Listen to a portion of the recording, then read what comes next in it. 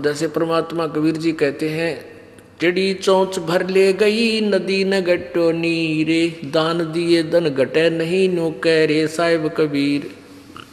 परमात्मा अपनी मोर मार कर कह रहे हैं, अपना गवाही दे रहे हैं कि जैसे जल से चिड़िया चोंच भर लेगी दरिया से नदी तक, उसमें कोई फर्क नहीं पड़ता। इसी प्रकार आप दान करते हो, उस दान के देने से जैसे नदी का दान दिए धन घटे नहीं। आप कितनी कमाई करते हो विचार कर लो।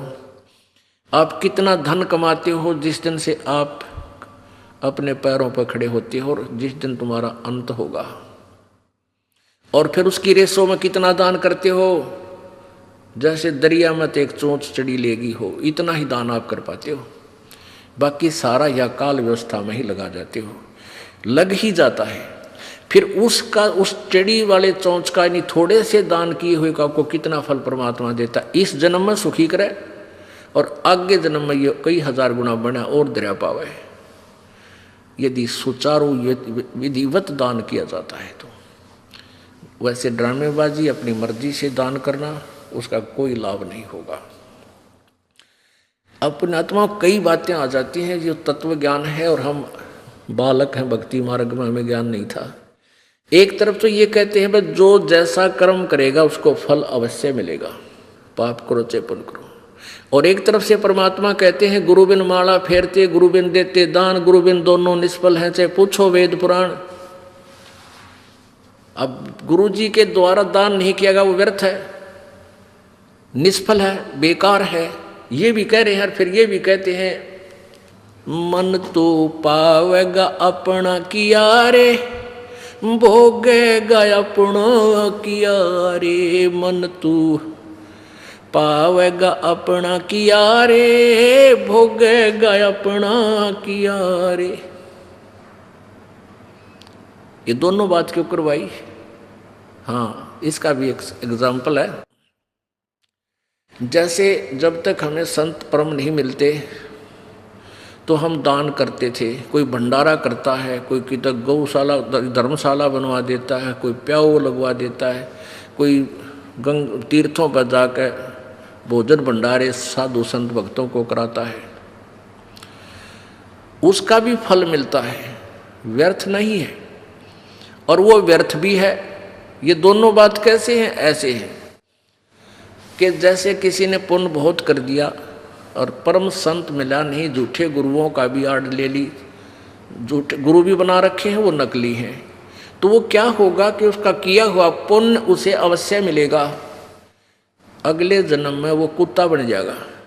आपने देखा होगा कई कुत्ते, ड्राइवर तो होता मनुष्य और कुत्ता बैठा है माल्यकाली का सीट पे, बैक सीट पे, और शीशे में झांकी में गन्नू देखा है बैठ के, बाढ़ मुँह काट गए, और मनुष्य उसका ड्राइवर है और उसका पालतू कुत्ता।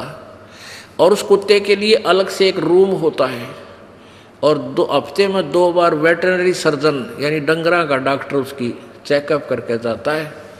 3 बार उसका स्नान कराया जाता है, सुबह सुबह सैर सपट्टे करा के लाता है और बढ़िया भोजन आहार उसको मिलता है। जन साधारण मनुष्य को भी इतना अच्छी ट्रीटमेंट, इतनी सुविधा नहीं मिलती जो कि उस कुत्ते को मिली हुई है। अब उस नालायक प्राणी ने दान तो किया और उस दान का, उस पुण्य का फल भी उसको मिल गया, पर मिला कुत्ते के रूप में। यदि वो परम संत की शरण में होता तो उसको मान ले पार ना होता तो ये सुविधा मिलती, कार भी मिलती, वेटरनरी सारी सुविधाएं मिलती, कूलर लगा हुआ उसके रूम में ये भी मिलता, और जो आज कुत्ते के रूप में मिली उसने। और मनुष्य जीवन होता तो कहीं ना उस जन्म में किता न किता परमात्मा की प्यारी आत्मा को संत फिर मिल जाता। अब उसने दान किया, वो किया हुआ कर्म मिला, अपना किया हुआ पा लिया, लेकिन कुत्ते के रूप में। आज तो उसने सारी सुविधा मिल गई जो दान पुण्य किए थे, भंडारे भंडूरे, और अगले जन्म में वो सूअर बनेगा। फिर क्या मिलेगा? फिर वो मिलेगा जो बता भी नहीं सकते हम, यहाँ कहते हैं शर्म आवे, वो मिलेगा उसको खाने के लिए। तो कहने का भाव ये, परमात्मा हमें हर तरह से चौकस करना चाहते हैं कि जो तुम कर रहे हो फल वो भी मिलेगा, लेकिन वो फल यूजलेस होगा। गुरु बिन माला फेरते, गुरु बिन देते दाने, गुरु बिन दोनों निष्फल हैं, चाहे पूछो वेद पुराण। अब परम संत की शरण में आने के बाद और मोक्ष मार्ग की जो इच्छा रखते हैं उनको कितना समर्पण करना चाहिए। तन मन शीस ईश अपने पे, तन मन शीस ईश अपने पे, पहले में चोट चढ़ावे जब कोई राम भक्त गत पावे हो जी, जब कोई राम भक्त गत पावे हो जी। तन मन शीस ईश अपने पे, तन मन शीस ईश अपने पे, पहले में चोट चढ़ावे जब कोई राम भक्त गत पावे हो जी, जब कोई राम भक्त गत पावे हो जी। भाई सतगुरु तिलक अजप्पा माला, युक्त जटा रखवावे, सतगुरु तिलक अजप्पा माला, युक्त जटा रखवावे। जत को पीन सत का चोला, भीतर बेख बनावे जब कोई राम भगत गत पावे हो जी, जब कोई राम भगत गत पावे हो जी। भाई लोक लाज मर्याद जगत की, तृण ज्यों तोड़े बगावे, लोक लाज मर्याद जगत की, तृण ज्यों तोड़े बगावे। कामनी कनक जहर कर जाने, तब शहर अगमपुर जावे, जब कोई राम भगत गत पावे हो जी, जब कोई राम भगत गत पावे हो जी। कामनी कनक जहर कर जाने, तब शहर अगमपुर जावे, जब कोई राम भगत गत पावे हो जी, जब कोई राम भक्त गत पावे हो जी। तन मन शीस ईश अपने पे, तन मन शीस ईश अपने पे, पहले में चोट चढ़ावे जब कोई राम भक्त गत पावे हो जी, जब कोई राम भगत गत पावे हो जी। भाई जो पतिव्रता पति से राती, आन पुरुष ना भावे, जो पतिव्रता पति से राती, आन पुरुष ना भावे। बस पीहर में सुरत प्रीतम, न्यो कोई ध्यान लगावे, जब कोई राम भगत गत पावे हो जी, जब कोई राम भक्त गत पावे हो जी। भाई नंदा स्तुति मान बढ़ाई, मन से मारे गिरावे, निंदा स्तुति मान बढ़ाई, मन से मारे गिरावे। अष्ट सिद्धि की अटक न माने, वो आगे कदम बढ़ावे, जब कोई राम भक्त गत पावे हो जी, जब कोई राम भक्त गत पावे हो जी। भाई आशा नदी उलट के डाटे, आडा बंद लगावे, आशा नदी उलट के डाटे, आडा बंद लगावे। बवजल खार समुंदर माही, बोहर ना खोड़ मिलावे, जब कोई राम भक्त गत पावे हो जी, जब कोई राम भक्त गत पावे हो जी। भाई गगन महल गोबिंद गुमानी, पलक माहे पहुँचावे, गगन महल गोबिंद गुमानी, गगन माहे पहुँचावे। नित्यानंद माटी का मंदिर, ये नूर तेज हो जावे, जब कोई राम भगत गत पावे हो जी। अब क्या बताते हैं, देखो नित्यानंद जी ये विष्णु जी के उपासक थे, और जैसा कि आपको बताया जाता है कि खेल का मैदान है ये भगवान वाला। अब जो जिला स्तर पर खेलते हैं उनके भी नियम वही हैं, और जो इंटरनेशनल स्तर पर चले जाते हैं खिलाड़ी उनके भी मर्यादा और नियम यही होते हैं। तो ये सभी पर लागू हैं, ये इस तरह के जो क्रियाएं हैं तो सभी करेंगे तभी वो अपने इष्ट धाम को प्राप्त कर सकेंगे। पहले तो गुरु पूरा हो और फिर समर्पण हो। तन मन शीश कैसे देना होता है, सिर काट कर नहीं देना। एक गुरु के 4-5 चेले थे और उनको शिक्षा देते थे, यही सेम ही गाइड होता है, सबकी एक जैसी गाइडेंस होती है। भाई गुरु जी को की आज्ञा का पालन अवश्य करना चाहिए, तभी जो है शिष्य गुरु जी से लाभ प्राप्त कर सकता है। भाई जो गुरु बचन पे डट गे कट गे फंद 84 के, कट गे फंद 84 के। वस्तु मिली ठोड़ की ठोड़, मिट गई मन पापी की दौड़। वस्तु मिली ठोड़ की ठोड़, मिट गई मन पापी की दौड़। भरम मिटे मथुरा काशी के, भरम मिटे मथुरा काशी के। भाई जो गुरु बचन पर डट गे रकट गे फंद 84 के। यानी इस तरह की कथाएं तो आम व्यक्ति भी बताता रहता है कि जो परम संत की बात को स्वीकार कर लेता है और गुरु जी के वचन का पालन करता है, आज्ञा का पालन करता है, वही गुरु जी जैसा भी जिस सत्र का वो गुरु है वो उसका लाभ भी शिष्य तभी प्राप्त करता है। तो एक दिन उस शिष्य गुरुदेव ने उन चेलों को यही कथा सुनाई, भाई गुरु जी की आज्ञा का पालन तो शिष्य नहीं करता, उसकी भक्ति नष्ट हो जाती है। और कुछ देर के बाद कहता है कि बच्चों आओ, तुम एक मेरा आदेश है कि मेरे सिर में 5-5 जूते मारो। अब चेले राम फंस गए धर्म संकट में। अब भाई गुरु जी का नहीं हाथ कर दिया तो बात बिगड़ गई, और आज्ञा का पालन ना हुआ तो नाश हो गया। बैठे रहे, सन्नाटा छा गया। अब गुरु जी कहता है तुम नहीं क्या शिक्षा दिया करता मैं, भाई बस हो गए फेल सारे। अब बैठे रहे, एक चेला उठा अपना जूता निकाल के और गुरु जी के चरणों के पास बैठ कर अपने सिर में 5 मारे, पट पट। अब गुरु जी कहने लगे भाई डंडी मत मारा, मन मेरे सिर में कहा था तेरे में नहीं। तो वो चेला कहता है दास का शीश भी तो आप ही का तो है। तो ये विवेक से समर्पण करना है, इतनी ही बात है कि गुरु जी की आज्ञा का यही पालन है कि जैसे गुरु जी कहें उस प्रत्येक मर्यादा का पालन करें।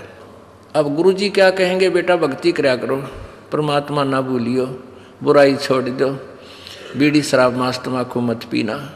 जब तुम ये ना मानोगे तो फिर किसी भगत क्यों डरे हो, यहाँ आने का फायदा क्या तुम्हारा। तो ये आज्ञा का पालन तक ये शीश देना है। और भाई सत्संग में जरूर आया करो, 100 काम छोड़ कर आया करो, ये आदेश होता है गुरु जी का। और यही पालन नहीं करोगे फिर भगत किसे, फिर लाभ इसे टिंडे मिलेंगे तुम न जिसे करोगे। अब क्या बताते हैं, तन मन शीश ईस अपने पे पहले में चोट चढ़ावे, जब कोई राम भगत गत पावे। यानी ये ब्लाइंड फेथ का मार्ग है, भक्ति मार्ग। ब्लाइंड फेथ गुरु जी पर करना होगा। अब इस ब्लाइंड फेथ का लाभ उठा लिया नकली गुरुओं ने। अब भगत श्रद्धालु चले जाते हैं, गुरु जी जो कहते हैं भाई सही है। देखा है लाखों करोड़ों शिष्य ऋषि नकलियाँ के फंसे बैठे हैं, उनकी कोई थ्योरी नहीं, ABC नहीं जानते हुए, और वहाँ बेचारे नहीं बैठे रहते। वह गुरु जी जो कहते हैं सही है, क्योंकि वो श्रद्धालु गणे हैं, वो पुण्य आत्मा ज़्यादा है। और वो नकलियाँ उनका सूत बैठ गया, लाभ मिल गया वो कि मैं अटपट मारे जाओ, गुरु बच्चे नो सिर लाते रहते। हाँ बहुत ठीक बताई, लेकिन इस तत्व ज्ञान को समझ कर फिर समर्पण करें। फिर अग्रम अग्रम नहीं रहने चाहिए। जिस दिन नाम ले लेते हो आप, उसके बाद नाम लेने से पहले हमने इतने ग्रंथ बना रखे, सारे पढ़ कर देख लो। बना तो भगवान ने रखे थे, हमने तो उनको सरलार्थ करके सिंपल वे से समझा के एक पुस्तक बना रखी है। पहले पूरी अपना सारा संशय दूर करके फिर नाम लेना चाहिए, फिर समर्पण करें जब आपका बात समझ में आ जाता है। और नाम लेने के बाद फिर तुम सोचते हो ऐसा नहीं होता, गुरु जी क्या बता रहे हैं ऐसा ठीक नहीं है, वहाँ भी आपका नाम खंड हो रहा है। फिर ब्लाइंड फेथ करना चाहिए आपने। गुरुजी जो करे फाइनल, क्योंकि आप तो बालक हो, गुरुजी एक टीचर होता है।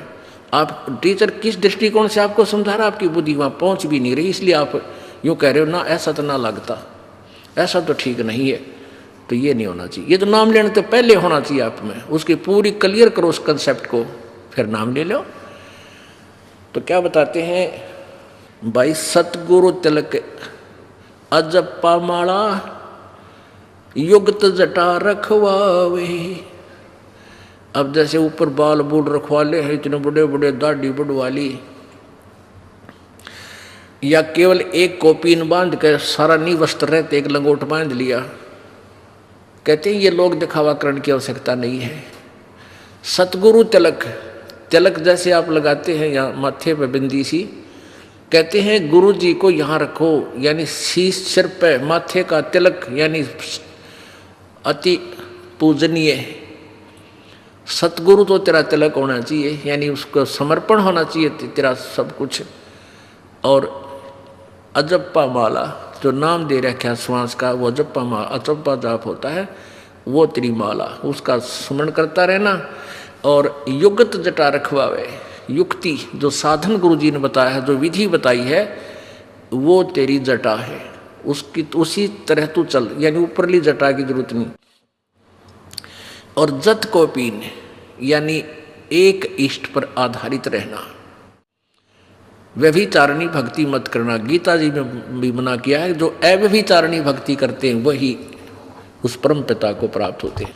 व्यभिचारिणी भक्ति होती है एक इष्ट की बजाय 36 इष्ट, 36 देवताएं पूजा करे, वो व्यभिचारिणी। जैसे एक लड़की अपने पति पर आश्रित ना हो करके अन्य पुरुष गमन करती हैं, तो वो व्यभिचारिणी कहलाती है। तो कहते हैं ऐसे नहीं चलेगा, केवल एक इष्ट और एक ही गुरु, नथिंग एल्स, जो वो बताओ वही करना होगा।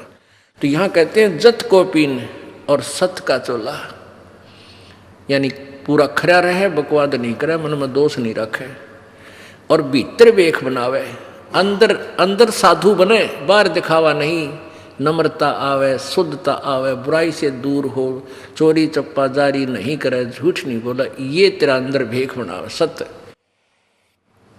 सत का चोला भीतर भेख बनावे। फिर क्या कमाल करते हैं, क्योंकि ये मर्यादा करनी पड़ती है, लोक लाज मर्यादा जगत की, और तरण जो तोड़ बगावे। जैसे मीराबाई ने तोड़ी एक ठाकरों के घर में जन्म होके, और रविदास जी एक शूद्र जाति के महात्मा से नाम लिया, उसने लोक लाज को डीकड़े की तरह तोड़ के फेंक दिया और वो परमात्मा पाई। लोक लाज मर्यादा जगत की, जो हमने मर्यादा बना रखी है, क्या बना रखी है, बात में जाओगा भाई, और बेबे बहन वहाँ पटड़ा बिछाओगी, और नू कहेगी भाई आड़े खड़ा और मैं तेरी पूजा करूँगी, उसका तिलक लावेगी, उसकी आरती करेगी। क्यों? एक 4 अन्य फालतू दे दे भाई, सारा रोला यूँ है। अरे ओ भाई पहले भी वही था, आज भी वही है। आपका बहन भाई का एक नाता विशेष हो है, और बहन का हक है आप भाई जावे अपनी बहन के दुख में पहले दुखी हो जाकर, बात वाले दिन क्यों ड्रामा करे। पहले पूछा बेबे तेने पैसे ही हो सकता वो बता, और चीज़ चाहिए वह बता, उसकी आवश्यक वस्तु पहले ही प्रबंध कर दे, उस दिन ड्रामा नहीं करे। तो ये इस तरह की जो कहानी है, ये लोक लाद, ये मर्यादा जगत की बनाई हुई मर्यादाओं को ये नहीं करे। जैसे रक्षाबंधन बनाती है बहनें, भाई पर जाती है, भाई का रक्षाबंधन बांधती है कि तू मेरी रक्षा करिए। एक बहन कह रही थी रक्षाबंधन को मैं घर गई हुई थी अपने भाई का रक्षाबंधन बांधने के लिए, और भाई दुर्घटना में ग्रस्त हो गया, भाई की लाश मेरे पास आ गई। बताओ वो ईब समझ में आवा है कि वो बेचारा मेरी रक्षा कहाँ करेगा जो अपनी ना कर सके। तो क्यों ना उस परमात्मा के बांधे हम जाकर रक्षाबंधन कबीर परमात्मा की शरण में आए, उस सूत्र से बन जाए जो सबकी रक्षा करता है। तो इस तरह की जो मर्यादाएं हैं ये हमने तरण की तरह यानी डीकड़ा सा तोड़ कर फेंकना पड़ेगा। ज्यों पति बरता पति से राती आन पुरुष ना बावे। कैसे साधना करते हैं, कहते बस है पीहर में सुरत प्रीत में नो कोई ध्यान लगा। ये हमारा मेडिटेशन। जैसे लड़की का ब्याह हो गया, शादी कर दी, पति के पास चली गई, फिर वह महीने 20 दिन के अपने घर के लिए अपने पीहर आ जाती है, मायके आ जाती है, तो उसका एक पल भी अपने पति से दूर मन नहीं होता। और ना घर क्या बेरा उसके मन में क्या सोच रही है, क्योंकि स्वाभाविक होता है। बच्चा जहाँ रहने लग जाता है वहाँ हर एक क्रिया में उसका ध्यान रहता है, भाई भैंस ना प्याई होंगी, फलाना काम ना कराया होगा, पति कदे भूखा रह गया हो, यानी 100 तरह की उस मन में उसको पता भी नहीं को वो क्या सोच रही है। तो जो पति भरता पति से रहती आन पुरुष निभावे, चाहे सोने का बन के खड़ा हो जाए दूसरा पुरुष, और पति भरता लड़की के मन में वो स्वप्न में भी नहीं आ सकता। तो ऐसे एक इष्ट और ऐसी लगन कि बसे पीहर में और सुरत प्रीतम में, भाई नो मेडिटेशन लावे, ये है मेडिटेशन हमारा। भाई नंदा सतुति मान बढ़ाई, मन से मारे गिरावे। मान लिया आपकी कोई निंदा करता है, करने दे, बालक है इसने इतना बेरा है। और कोई आपकी सुखी बड़ाई करता है, भाई वो बड़ाई करे समझ लो कि मैं मांगण आया तेरे पे, सिद्ध है गायो, ये पति सीधी सी बात समझ लो संसारिक लोगों की। अगर आपकी बड़ाई करता है तो आपसे कुछ वस्तु इसने प्राप्त करनी है, ना तो यू कोई नहीं डूम की तरह गीत गावे। और वैसे कोई निंदा कर रहा है तो भाई यूँ करता है, कहाँ धके खान जावे है वहाँ के रखा है, देखो वो तीसरे दिन सत्संग में जावे है। वो निंदा करता है तो उसकी तरफ भी ध्यान नहीं दे, करने दे, इसलिए करता रहेगा। इसको क्या पता बालक है। निंदा स्तुति और मान बढ़ाई, मन से मार गिरावे, अष्ट सिद्धि की अटक ना माने, आगे कदम बढ़ावे। इन 8 सिद्धियां बेरा था कि इन 8 सिद्धि भी आ जाता तो भी इसकी तरफ ध्यान नहीं दे, भक्ति में मोक्ष की तरफ चले। बोलो सतगुरुदेव।